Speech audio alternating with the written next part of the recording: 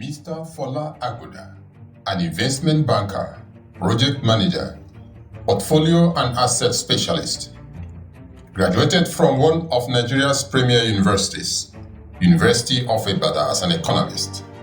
He spent about 2 decades in commercial and investment banking, rising to the top position of business development executive.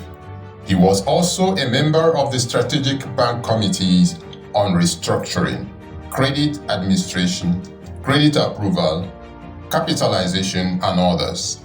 Fola Agoda, through strategic asset allocation and calculated intelligent high-yield trading in various markets across the globe, made portfolio and asset management look very simple. He consults as a financial analyst and investment banking expert for companies and organizations in different sectors of the Nigerian economy, including oil and gas, agriculture, manufacturing, etc. He is also a trainer, helping organizations to build capacity and scale up. He's a national director at the Full Gospel Businessmen's Fellowship International, Nigeria, where he currently serves as the regional vice president, Southwest Region, supervising 7 districts, comprising over 1,000 chapters. Fola Agoda is married to Dugbe Agoda, and they are both blessed with children and grandchildren. Ladies and gentlemen, please welcome Mr. Fola Agoda.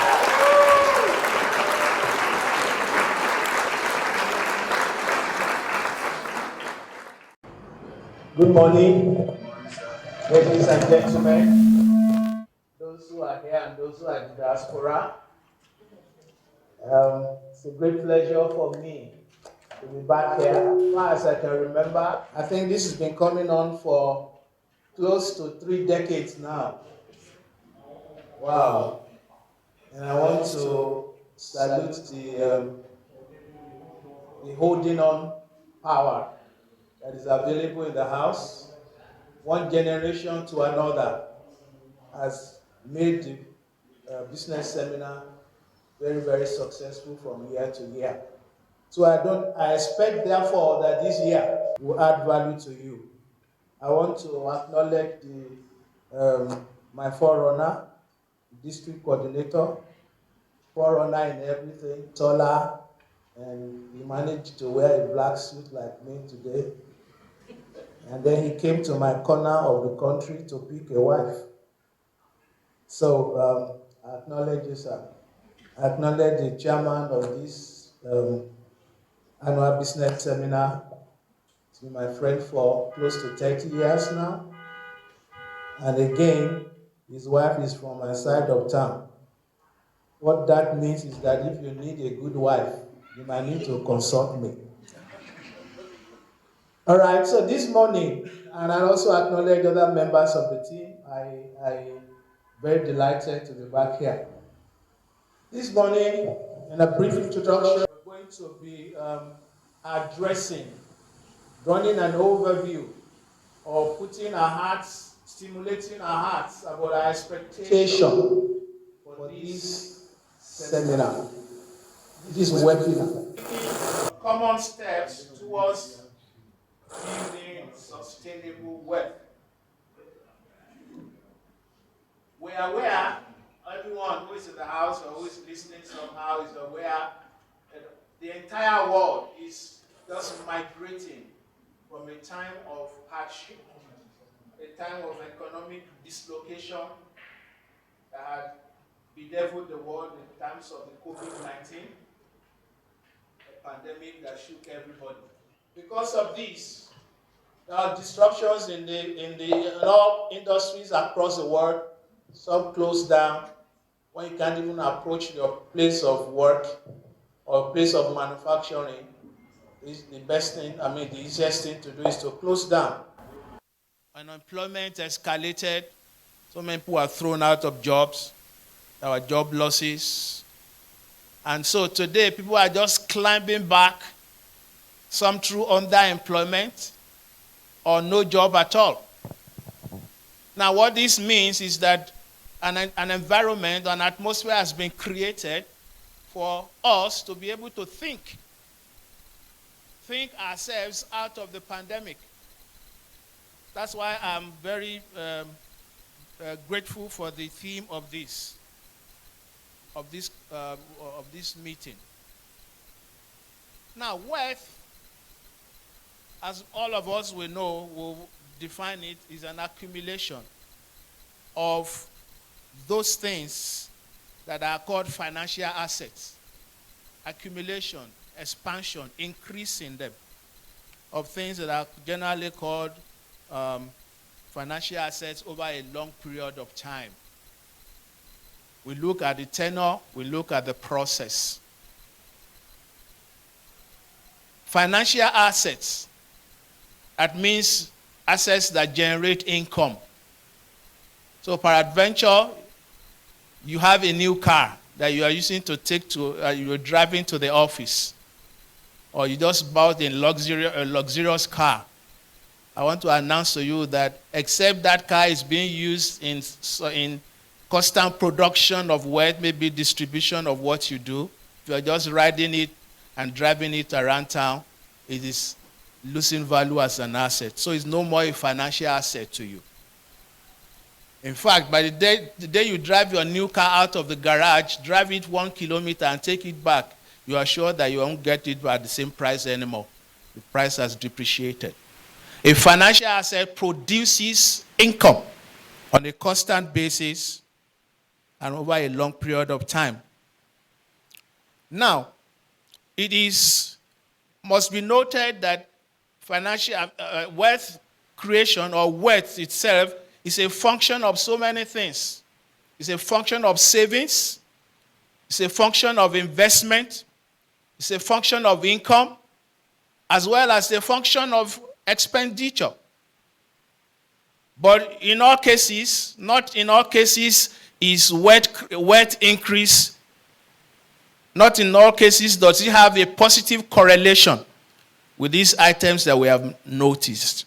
If you take savings, for instance, savings is good. Keep something away. But what you have discovered is the economies of the world today, they are not encouraging savings.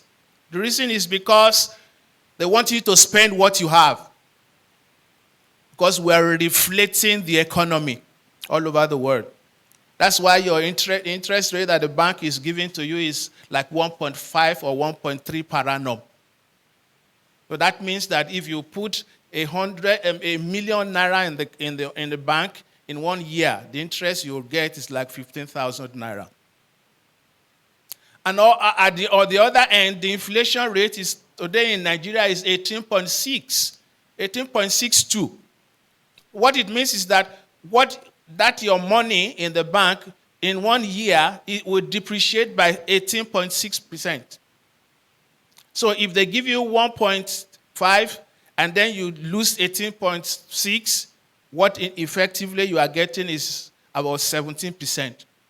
What you are not even getting that you are subsidizing the system by 17%. So the environment is not an environment that helps to cultivate savings. So what it means is that you must deploy what you have into something else, which is either investment. In economics, we say the higher the savings, the higher the investment, the higher the wealth creation or the income. Income also is what you receive from all, I was talking of savings, investment, income, and expenses. Income on the other side is on its own is what you get from all that you create, from whatever source, either a gift from somebody or you win a lottery, is an income. It could magnify or increase your wealth level. And also expenses. We'll talk a little bit about this later. Now, expenses has a negative correlation with your wealth situation because the more you spend without a corresponding increase, you deplete your wealth. That's why we're going to be looking at some of the things that we are supposed to cultivate later as we try to build or sustain a level of wealth that will take us to the future. Now, wealth also must be seen as increase in intellectual capability. Unfortunately, today, what people know or people define around here as wealth is, big house, money, and all that. Intellectual capacity is also wealth. Though you cannot quantify it monetarily, but it is interesting to know that this is a level of wealth that the world is appreciating today.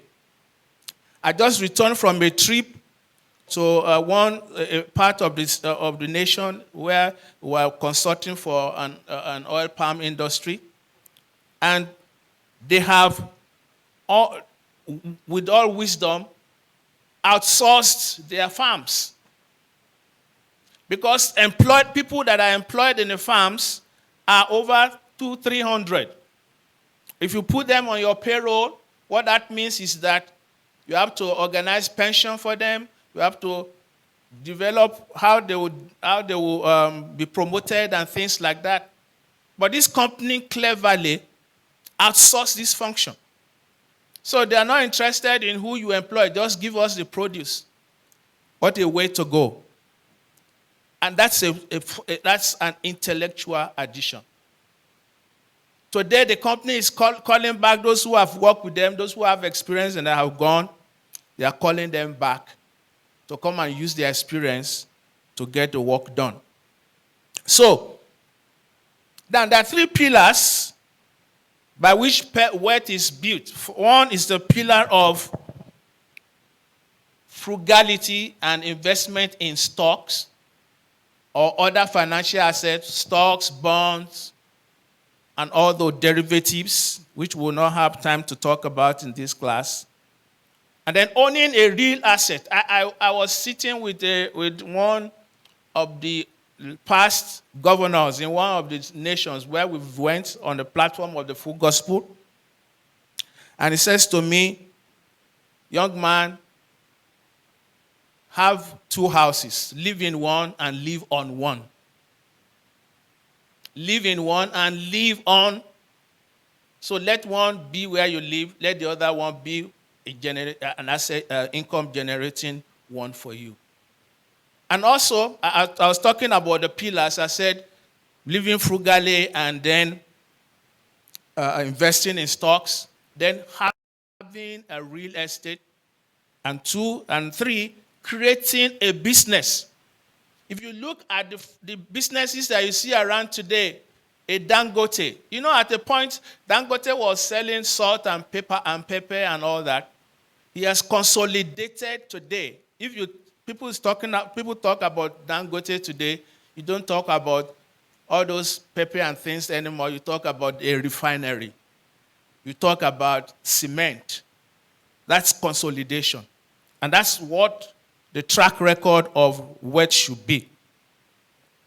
A universal law of wealth creation involves one aspects or make-up of ensuring stability. That is, what makes up your wealth? In wealth, your basket of wealth is made up of elements that have varying degrees of income generation. For instance, we talked about savings. It's not all the time that you don't have money in savings. At least you keep some money in savings which we call near cash, so that even if your son needs to buy a new book in school tomorrow, you go to that. If that money was all invested in real estate and he needs money to buy stuff in school, you will go and sell a house to meet that need. So you need a near cash. You need another level of investment that is. So all these make up the aspects of wealth. And also, We look at the process by which wealth is generated. Unfortunately, we live in a world today where people don't pay attention to this. All they do today is, well, just come home, you have money, people begin to celebrate you. Unfortunately, that culture, we didn't learn it. It's not from old. It's a culture that is completely wrong. That's why you see children today will dabble to anything they call Yahoo, Yahoo. All that matters is let us make money. But the strategy of building wealth is also very, very, very, very critical. Now, in building wealth, we need to understand what elements go into this. And these elements play all over the world. It works both here and abroad and everywhere that you can look at. Now, what are the effective wealth building strategies? I'll just run through a few. You must have a wealth building mindset. A wealth building mindset is critical. Whatever your mind conceives, you are able to achieve. You must invest in yourself. What am I doing? If as you have come today, you are investing in yourself, you pay money to get here. Invest in yourself. Find financial literacy. Understand the little books. Read about accounts. It's not difficult. What makes an income statement? What makes an asset? What makes a liability? All these are critical. We must be ready to diversify our portfolio. We must have that basket of portfolio. We must be able to change from one level of asset to another frequently. And then we must frequently track our net worth. What's your net worth? All your assets, deduct your liabilities. Then you have a net worth. So if your net worth must increase, your liabilities must decrease, and your income must increase. We must track this on a regular basis. But I won't leave this introduction without mentioning the fact that we need to understand why we are creating wealth. Creating wealth is not just in consumption, as we see. And let me say today that the rate at which wealthy people are being generated is faster in this segment of time than it had ever been in history. Why? Today there is access to internet. And access to internet gives you access to 7 billion people that can buy your product. So all you need is a mindset that thinks of what I can sell to that number of population. Nigeria, 200 million people. What am I going to sell? Technology. I'm sure you are going to be hearing so many things about this as we go on.